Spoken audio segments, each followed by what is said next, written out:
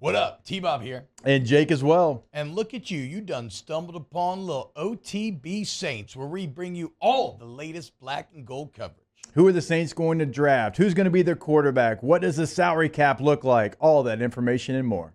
Hope you enjoy it. Like, subscribe. There and be the reason that you overcome bad things. He's someone that kind of needs to have a good structure around him, things kind of clean, and when that's happening, he can operate, and when it's not, he can't. And I mean, it got to the point yesterday where I thought he was seeing ghosts at times. That 3rd and 8 throw to Shaheed, you go look at that pocket. It was there. He could have set and made that throw, his second to last throw of the game.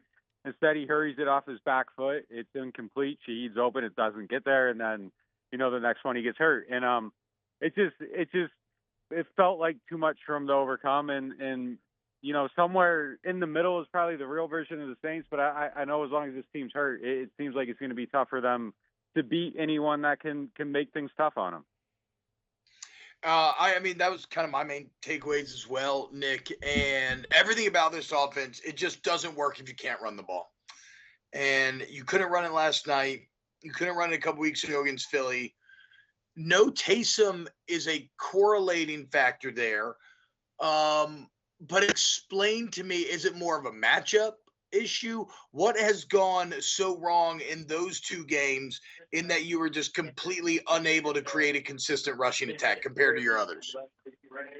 Well, I mean, I think the big thing this week is just the inability to block for sure. I mean, I think Taysom is a factor of that too, though. I mean, and he can help with some of that. I mean, when he's back there, it gives you a little bit of pause and makes you wonder where the ball is going to go. And, it could go to him, it could go to Alvin.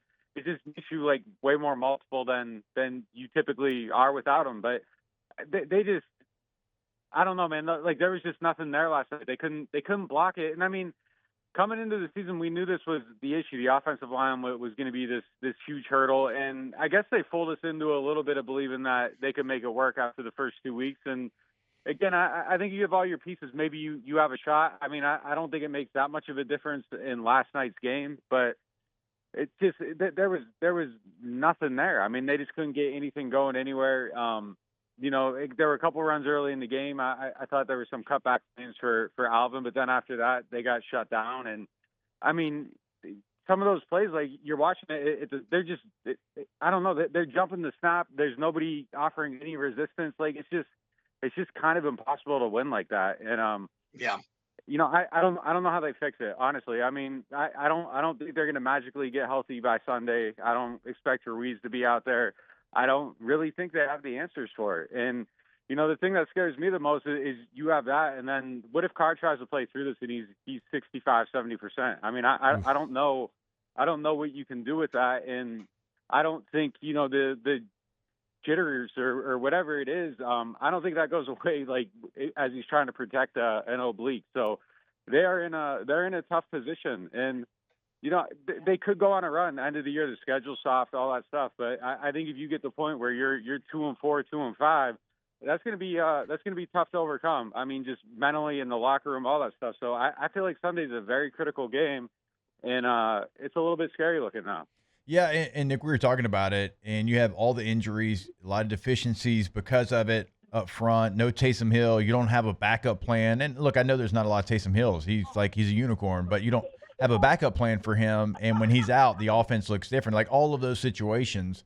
But when you have that situation, like you don't plan on your 14-year quarterback throwing a pass off his back heel just up in the air for grabs either. Like those are things like that can happen. Like he has to know. Like, I'm not trying to play perfect. Perfect always kind of gets you in trouble, but I can't do things like that when we're trying to overcome all of these things. Yeah, I mean, that was crazy. He said he was trying to throw the ball away and it didn't get out of bounds. Okay, know where you're out in the field, dirt it. I don't know, man. Like, there's been a few of those now, and it kind of feels like a recurring theme. And you kind of look past the first one against Philadelphia, end of the game, whatever. Bad decision, but fine. Atlanta throws the pick six when he should have dirted it. That's not a good outcome. And then you have this one too. It was not a smart play. It was a pure panic. I mean, it is honestly what it was. And I hate to say that, but I don't know how else to classify it. And then I think it was the next series. Like he's going down the field and it's like he's lobbing it up again and almost got picked off again on that deep ball to Shaheed. just some really poor decision making. And I mean, I guess that's what we knew of him. It felt like maybe they turned a new leaf early in the year. He was making some throws under pressure, some stuff that was looking good, but yeah, he can't be part of the problem. I mean, you can get by if he's someone that isn't necessarily the reason you overcome adversity, but he can't be the source of it. And I felt like he was a little bit. And granted, tough circumstances, all that, but you can't make that throw on the opening series of the game against a team where, like, momentum is going to be everything. And then they haven't been a good defense on opening drives. Coming into this game, they had allowed 3 touchdowns and a field goal, I think, on the opening drives. And Saints just kind of, they got off to a good start, and then they shot themselves in the foot. And you can't have that. Nick, so injuries are going to happen to any NFL team, but there's no doubt that the Saints have had maybe a bit of extra normal bad luck in terms of injuries, in terms of where they happen, the volume of the injuries. But ultimately, it has exposed the Saints roster as being kind of what we thought it was coming in, which is very brittle. A roster that if you had very good injury luck, maybe, you could be an okay team. But a roster that is very brittle because it's only 1 or 2 of the wrong guys going out from being like kind of overall bad.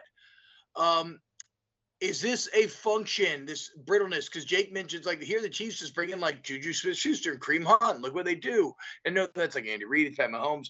But is this brittle nature of this roster, is that a function of the front office kind of entering a soft relaunch where they're trying to get everything off the books, they're trying to fix the cap, they're trying to not make any significant moves, and then, like, how accepting, I know Mickey Loomis isn't going anywhere, but how accepting should Saints fans be of the very flawed construction of this roster? All right, so we're talking construction and not like actual brittleness. Because I mean, I think some of the brittleness is due to it being the actual brittleness is due to it. It's an old team, and I mean, old guys get hurt. I mean, that's just kind of part of the deal. And but the part of that I'm not okay with, though, is the number of soft tissue injuries is insane, and those are preventable. And you're getting them on Fridays now. And Fridays are basically glorified walkthroughs of red zone. Practice lasts an hour, and back-to-back weeks, you have an injury to Chris Olave on a Friday, and then Lucas Patrick on a Saturday, which is typically the Friday script. So that to me does not seem okay. It seems like the soft tissue stuff is it's a borderline panic situation, in my opinion. Like, it's happening way too frequently, and somehow they got to find a way to stop those. And I don't know what the answer is. I don't know why it's happening. I'm not a doctor, but it feels like something that's happening here that isn't happening everywhere. And a rib, an ankle, a broken bone, a collarbone, like, that's stuff you can't do anything about. But a hamstring, a groin, like, you can prevent that stuff, and it's not happening right now. And they have to figure that out, or it's going to sink their season. And it's crazy. The brittleness overall, yeah. I mean, part of it's the soft relaunch, and I think the writing was on the wall. The two things that kind of stand out to me from last night is O-line, no depth, and you're throwing critical passes to an undrafted rookie because you don't have a third receiver. And week after week, we talked about it all offseason. They got to get it. It's a must. It's a must. It's a must. And now all of a sudden you're throwing passes to Mason Tipton at the end of the game in critical situations. And look, Tipton, I think, has talent, and I think he could be a good player. But that isn't how you want to construct your team necessarily. So, yeah, I think this is a little bit of a function of that you kind of got to live with what you built. And again, the injuries got crazy, but it feels like some of the guys you're playing in key roles are guys that should be your depth pieces and not guys that you're relying on to be the reason why you win or lose a game. And they're kind of in that situation. So I think people are justified in being frustrated until they show something different. And then I do deep down believe that, like, this is a little bit different than last year or the year before, and I do think they're a little bit better when all the circumstances are right, but it's still not good enough until they show it's good enough. I mean, you won 2, you lost 3. Everybody should be frustrated after a third loss. Nick, is it hyperbolic to say that the Dennis Allen era is on the line come Sunday? Yeah, I think so. I mean, I don't think that they would fire him at that point. And I don't mean that. You I don't mean a midseason firing. I mean functionally, are you overcoming a 2-4 start and making the playoffs?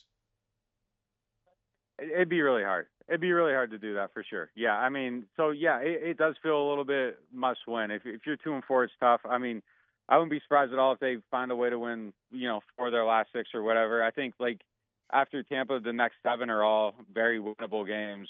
But yeah, I mean, I think if you bury yourself a little bit, you're in a bad spot really quick. And it's not just beating the opponents at that point. Like you have to make sure that your locker room's in good shape, and it could very quickly turn on them. You have to be careful about, like last year, it felt really close, and I'm worried about that. You got a young team, and you got a lot of guys in contract years too, and people in those situations can start to look out for themselves, and you just got to be careful that the locker room doesn't fracture. It doesn't feel close. They still felt put together. Yesterday, and there wasn't really alarm sounding when last year there was in some of those situations. So we'll see. But yeah, I mean, they're gonna have to play Tampa, tough team. Derek Carr, if he plays, he's not gonna be 100%. If one of these other guys has to play, like I feel like either one of them set up for failure, like playing behind that line. That is not where you want a guy making their first start. I would love more than anything to see Spencer Rattler start a football game, but I would not want to see it under those circumstances. So it's just a bad spot right now. Nick, were they too dependent on Taysom Hill with having no backup plan if he wasn't able to go, knowing his injury history? I mean, I would agree. Yeah, I mean, I think they're highly dependent in the sense that, like, I don't think you can really have a backup plan for him. Like, he's just too unique. There's not another one of him in the league. But I think the answer to that, like, I think the lack of depth in general, like, okay, you take Chris Olave out of the game, and you stop the running, then what are you doing? Like, what's your answer? And like, yeah, before it's Taysom, but that could be another receiver. It could be, a healthy running back. It could be a tight end that can make plays. Like it's just too, I think it goes back to what T-Bob was saying about the brittle construction. It's just in general, like way too thin.